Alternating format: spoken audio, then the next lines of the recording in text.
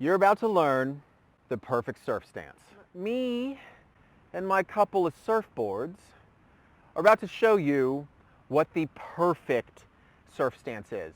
So this perfect surf stance, there is no one perfect ideal. There is nuance to this. I would suggest you go to read the blog that is linked somewhere below. It's on my website again, because there's all sorts of details. There's visual representations, Machado, Andy Irons, Ethan Ewing. I'm referencing a lot of this. So there's not a perfect, singular one position. Surfing is variable. There's style, there's flow, there's fluid, nuance.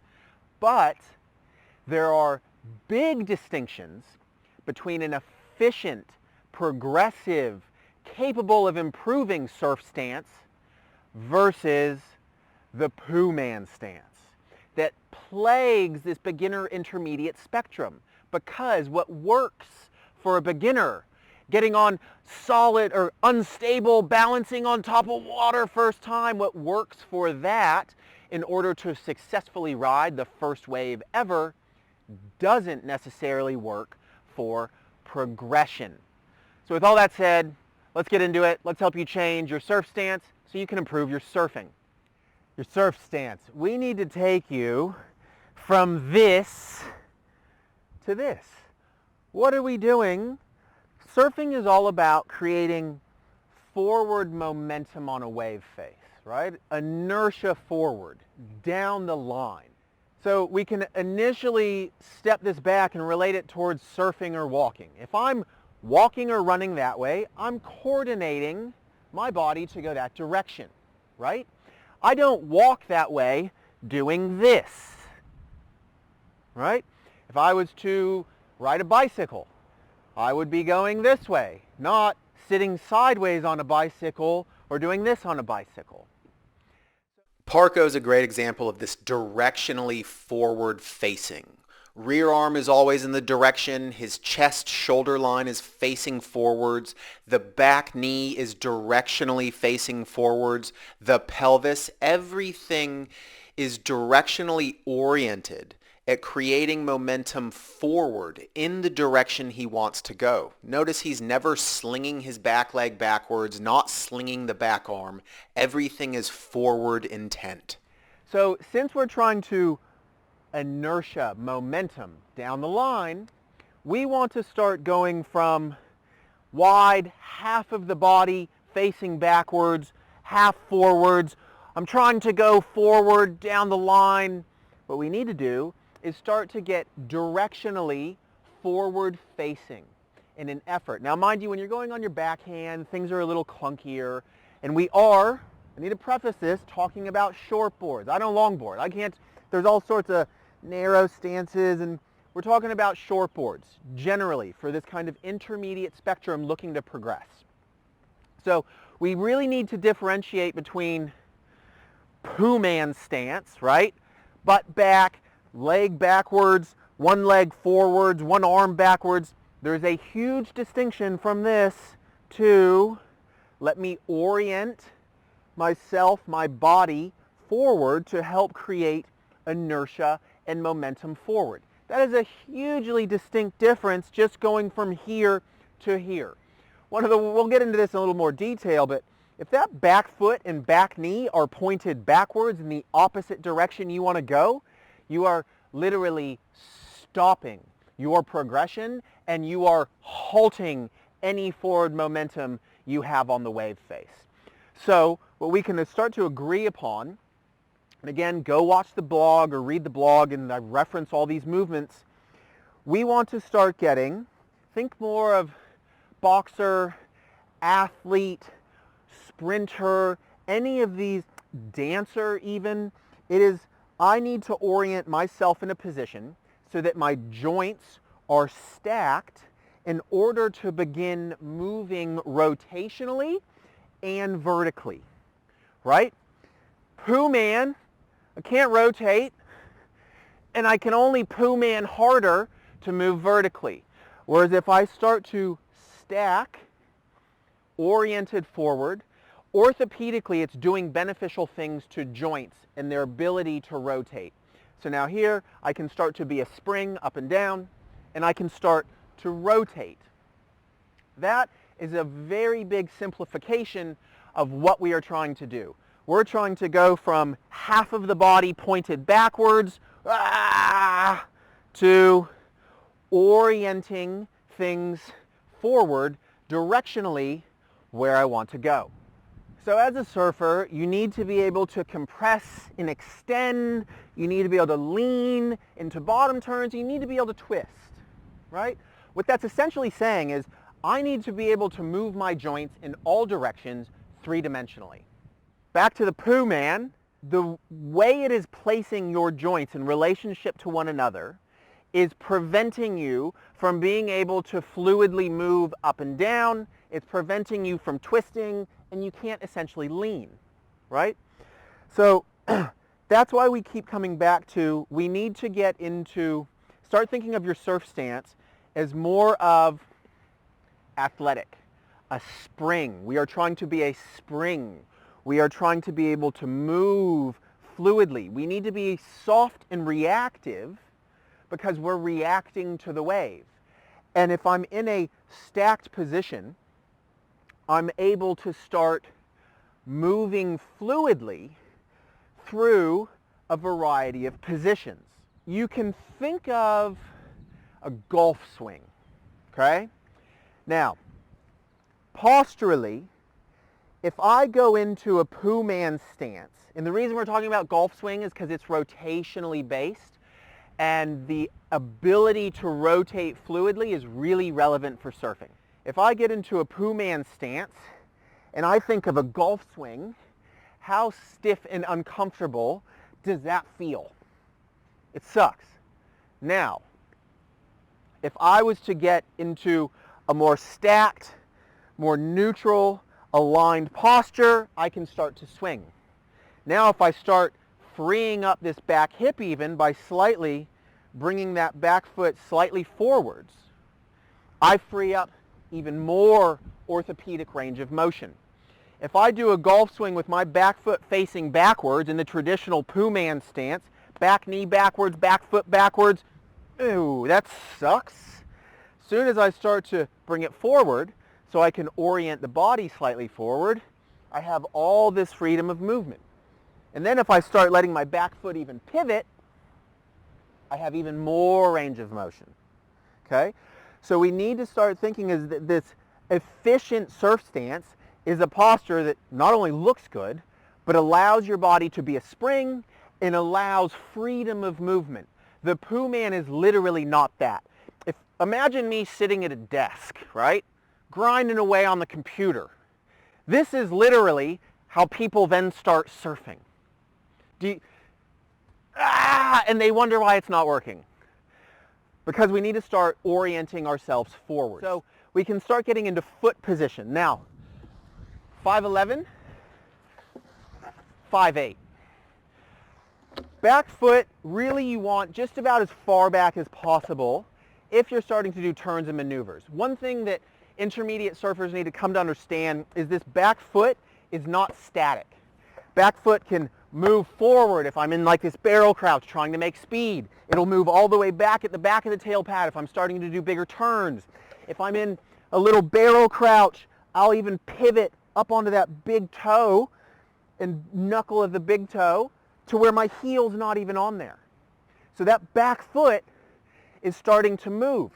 Now do that golf swing again and let that back foot start to move. If I'm a spring and I compress, keeping that back foot stuck the whole time can actually be really rough on a knee joint. So if we start letting it pivot, if my back foot is backwards and I start trying to collapse, I'm really putting a lot of strain through that entire medial meniscus, meniscus as well as MCL. You see a lot of blown out knees. So back foot on the tail pad, okay? That's just giving you maneuverability because the foot is essentially over the fins. You can see on both my boards, different sizes, but my stance is the same distance. My front foot is here, my front foot is here. I don't think you can see the indentations picking up on camera, but there's literally dents. The way I kind of instruct people to do that, figure out the distance for you because if you're a 5'4" female versus a 6'4" male, you're going to have a different foot distance. If you take a step forward, just a normal step, right, and then make that another half step bigger, that's probably about where you are. So normal step forward, that's 1. I make it about 1.5, 1.25 to 1.5. That's about where you need to be. Now, if we start thinking of this band as the stringer, I'll even place it beside this board. Back foot on the tail pad, front foot, I know where it goes. Now, foot position. Front foot, you're going to see variance with this, but you really want perpendicular to almost 30 or 45 degrees angled to the stringer, forwards, right? What this slight angle forward does is frees up range of motion in the pelvis. It's stuck here, it's driving me into some internal rotation, and I'm not able to then move into further internal rotation of the femur in the acetabulum, the hip socket, so it's kind of restricting me. Soon as I tilt that foot or angle it slightly forwards, it frees me up. Back foot, we don't want the back foot backwards. You will occasionally see this. Everybody's going to be like, oh, that doesn't make sense. I don't see surfer pros doing that. There's always this nuance. You'll be able to find some singular screen grab off a video where somebody's doing something different for what I'm saying. These are commonalities. Okay? Back foot backwards is an issue because of how it then rotates the head of the femur in the socket. It's now, I'm already driven into external rotation, so I can't bring the pelvis around because it's driving me into more external rotation, so I sacrifice the knee joint. I'm already back foot backwards, so it's extreme end ranges of tibial external rotation, and I do an MCL. So we want the back foot perpendicular to the stringer or slightly forwards, because now I'm front on. Now I can be a spring. Now I can twist. And it all happens even more freely if I start letting that back foot move. Oh, barrel, I need to get speed. Boom, crouch, back on to turn. So it starts to be the foot position because of the kinetic chain, and it's how a foot position, joint position, joint position, joint position all influence one another. It's much more optimal to have slight angle forwards. Cool? Perpendicular is cool. Slightly angled forward, probably a little more joint friendly, allows you to be more easily front on. Back foot backwards can be destructive, not only skill wise and progression wise, but orthopedically in terms of joints. So what it comes down to is your surf stance, your posture, is where you are initiating all movement. And if you are stuck in a stiff, rigid position, you are limiting your access potential to all movement, so you're limiting your access to actually surf well, right? And another understanding of kinetic chain, you see a lot of people stuck in this Pooh Man stance for a total lack of ankle range of motion. That's why in my Surf Athlete, download the Surf Athlete app if you don't have it. In the Surf Athlete 12-week program, the body weight programs, all the stretching programs, there's heaps of ankle and hip ranges of motion and stretching and protocols, because ankle dorsiflexion, it's the ability to bring the knee over the shin. In surfing, there's a lot of knee over foot action, okay?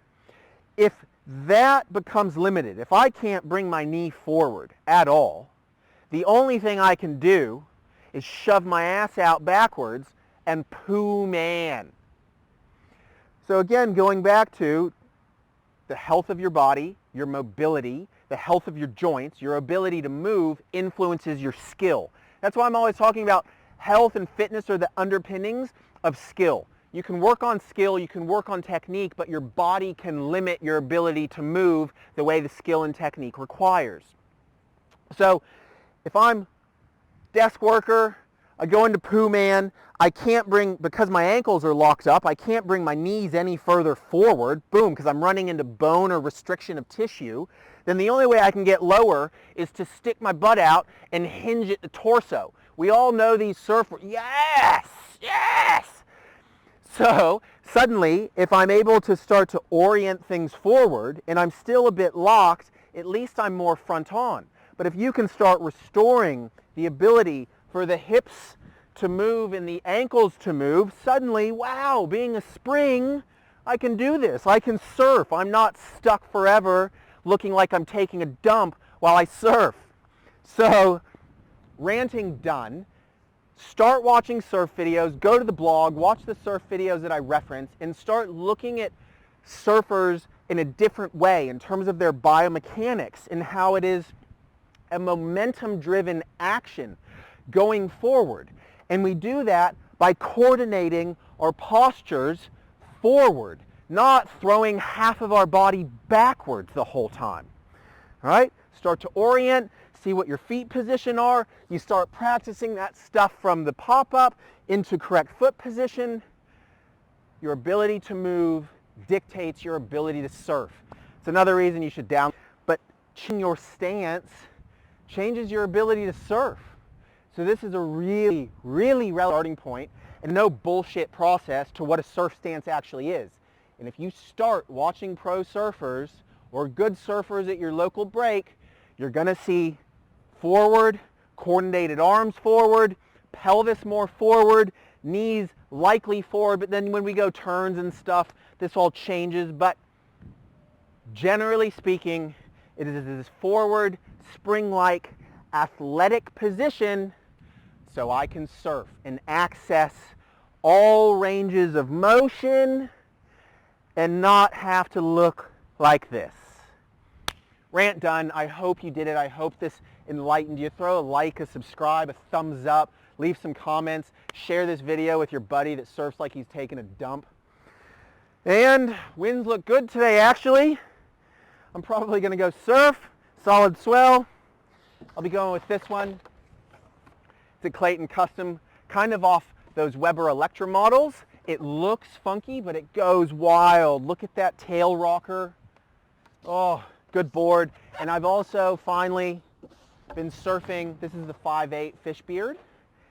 Great. If you know how to surf a twin fin, this is a great off-the-rack board. I have surfed this anywhere from good 2 foot to good 4 to 5 foot, like good 4 to 5 foot reef break, and it handles really well. I would take this to Indonesia with me. I will take this to Central America on our coaching trips. All right, if you've watched this far, I can't believe it. That's astounding. Your attention span is incredible compared to the average YouTube watcher. So fix your surf stance, fix your surfing, download my app, join us on a surf coaching trip.